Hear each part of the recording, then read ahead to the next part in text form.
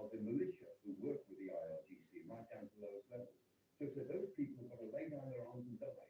And then he turns his attention to the brave population of Iran, saying, this is your moment, this is your moment, come out onto the streets, you won't get a chance. So he's got it for broke. And he didn't say, as Deborah said, he didn't say the word regime change, and that's what he means. And so here we are, he's absolutely decided that the United States is going to take down the mullahs of Tehran. And this is interesting. I mean, let's be aware of the date. It's the 28th of February. The 28th of February last year was the day on which President Trump and J.D. Vance beat up Zelensky in the White House in the Oval Office. That famous interview, which was absolutely appalling to most people around the world. Last year, on this day, the United States effectively seemed to change sides the war in Ukraine. And this year, on the 28th of February, he's gone to war.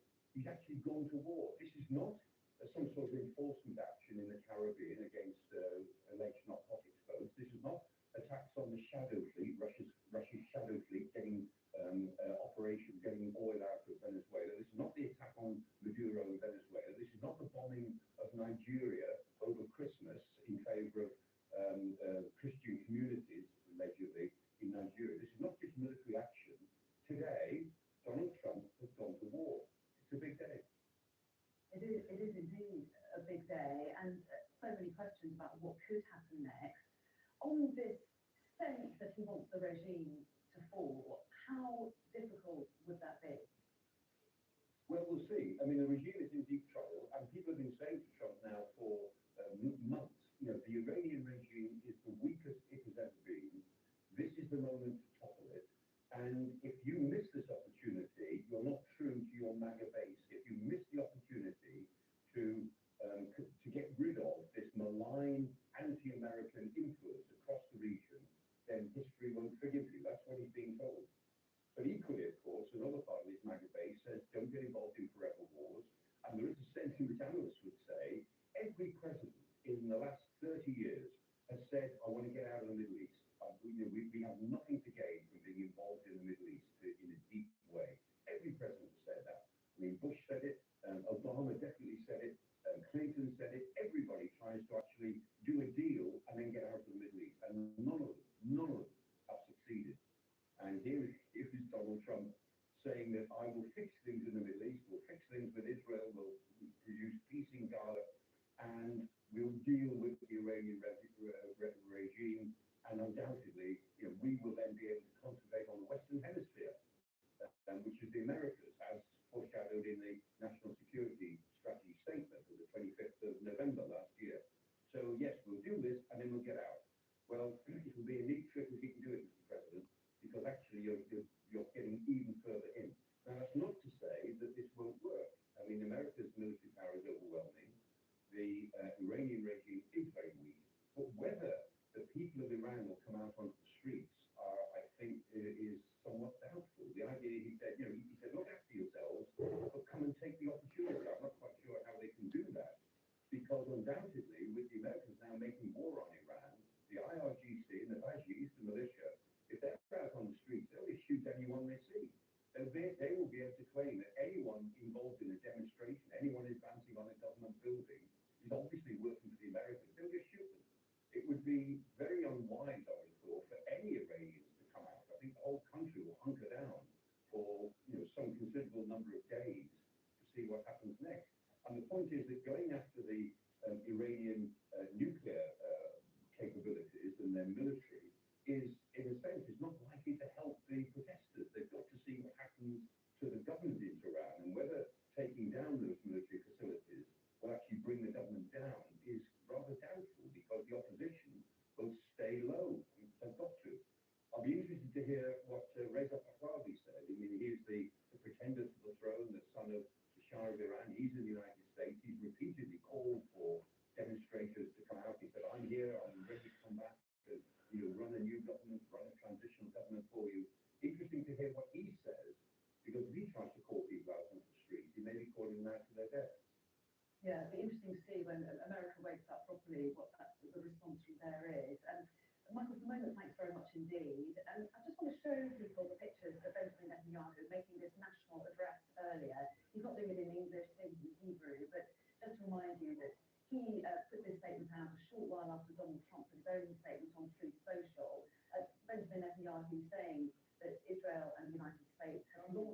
operation to remove what he said was an existential threat posed by what he called the terror regime in Iran. So that was Benjamin Netanyahu in the last few minutes. But let's go back to Donald Trump's statement, described there by Michael Clark as being extraordinary. This is what he said on Truth Social a short time ago. A short time ago, the United States military began major combat operations in Iran. Our objective is to defend the American people by eliminating imminent threats from the Iranian regime, a vicious group of very hard, terrible people. Its menacing activities directly endanger the United States, our troops, our bases overseas, and our allies throughout the world. For 47 years, the Iranian regime has chanted death to America and waged an unending campaign of bloodshed and mass murder, targeting the United States, our troops, and the innocent people in many, many countries. Among the regime's very first acts was to back a violent takeover of the U.S. Embassy in Tehran, holding dozens of American hostages for 444 days. In 1983, Iran's proxies carried out the Marine barracks bombing in Beirut that killed 241 American military personnel. In 2000, they knew and were probably involved with the attack on the USS Cole. Many died. Iranian forces killed and maimed hundreds of American service members in Iraq. The regime's proxies have continued to launch countless attacks against American forces stationed in the Middle East in recent years, as well as U.S. naval and commercial vessels in international shipping lanes. It's been mass terror, and we're not going to put up with it any longer. From Lebanon to Yemen and Syria to Iraq, the regime has armed, trained, and funded terrorist militias that have soaked the earth with blood and guts. And it was Iran's proxy, Hamas, that launched the monstrous October 7th attacks on Israel, slaughtering more than 1,000 innocent people, including 46 Americans, while taking 12 of our citizens hostage. It was brutal, something like the world has never seen before. Iran is the world's #1 state sponsor of terror and just recently killed tens of thousands of its own citizens on the street as they protested. It has always been the policy of the United States, in particular, my administration, that this terrorist regime can never have a nuclear weapon. I'll say it again, they can never have a nuclear weapon. That is why in Operation Midnight Hammer last June, we obliterated the regime's nuclear program at Fordow, Natanz, and Isfahan. After that attack, we warned them never to resume their malicious pursuit of nuclear weapons, and we sought repeatedly to make a deal. We tried. They wanted to do it. They didn't want to do it. Again, they wanted to do it. They didn't want to do it. They didn't know what was happening. They just wanted to practice peace. But Iran refused, just as it has for decades and decades. They rejected every opportunity to renounce their nuclear ambitions. We can't take it anymore. Instead, they attempted to rebuild their nuclear program and to continue developing long-range missiles that can now threaten our very good friends and allies in Europe, with stations overseas, and to soon reach the American homeland. Just imagine how emboldened this regime would be if they ever had and actually were armed with nuclear weapons as a means to deliver their message. For these reasons, the United States military is undertaking a massive and ongoing operation to prevent this very wicked, radical dictatorship from threatening America and our core national security interests. We're going to destroy their missiles and raise their missile industry to the ground. It will be totally, again, obliterated. We're going to annihilate their navy. We're going to ensure that the region's terrorist properties can no longer destabilize the region or the world and attack our forces and no longer use their IEDs or roadside bombs, as they are sometimes called, to so gravely wound and kill thousands and thousands of people, including many Americans. And we will ensure that Iran does not obtain a nuclear weapon. A very simple message. They will never have a nuclear weapon. This regime will soon learn that no one should challenge the strength and might of the United States Armed Forces. I built and rebuilt our military in my first administration, and there is no military on earth even close to its power, strength, or sophistication. My administration has taken every possible step to minimize the risk to U.S. personnel in the region. Even so, and I do not make this statement lightly, the Iranian regime seeks to kill. The lives of courageous American heroes may be lost, and we may have casualties. That often happens in war. But we're doing this not for now, we're doing this for the future, and it is a noble mission. We pray for every service member as they selflessly risk their lives to ensure that Americans and our children will never be threatened by a nuclear-armed Iran. We ask God to protect all of our heroes in harm's way, and we trust that with his help, the men and women of the armed forces will prevail. They are the greatest in the world, and they will prevail. To the members of the Islamic Revolutionary Guard, the armed forces, and all of the police, I say tonight that you must lay down your weapons and have complete immunity, or in the alternative, face certain death.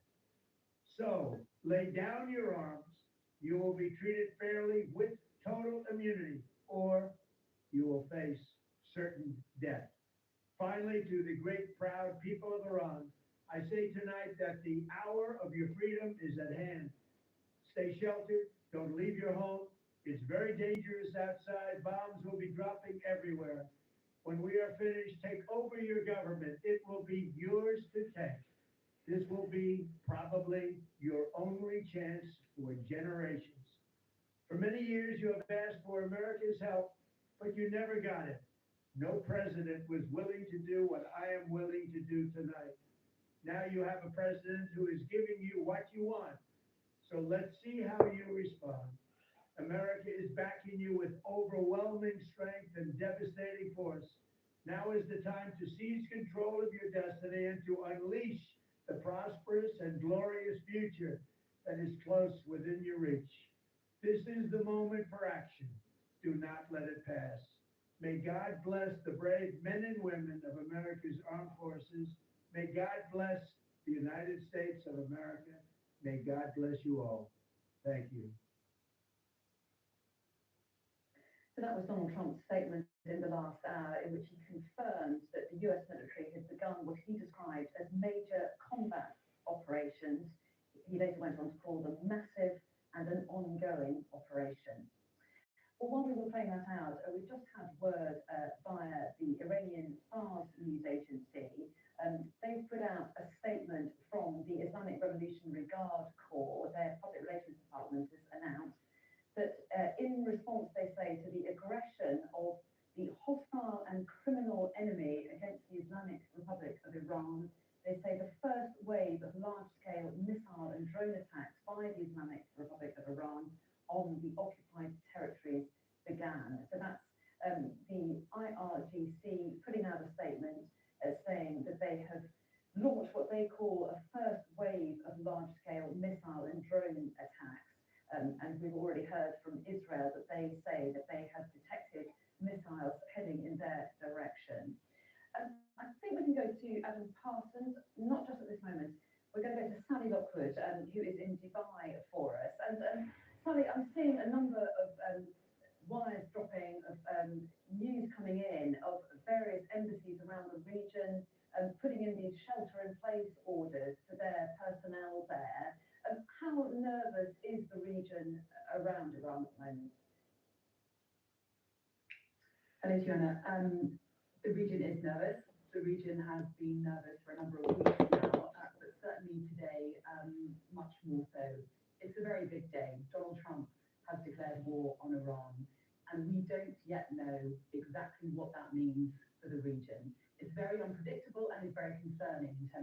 Iran is going to respond.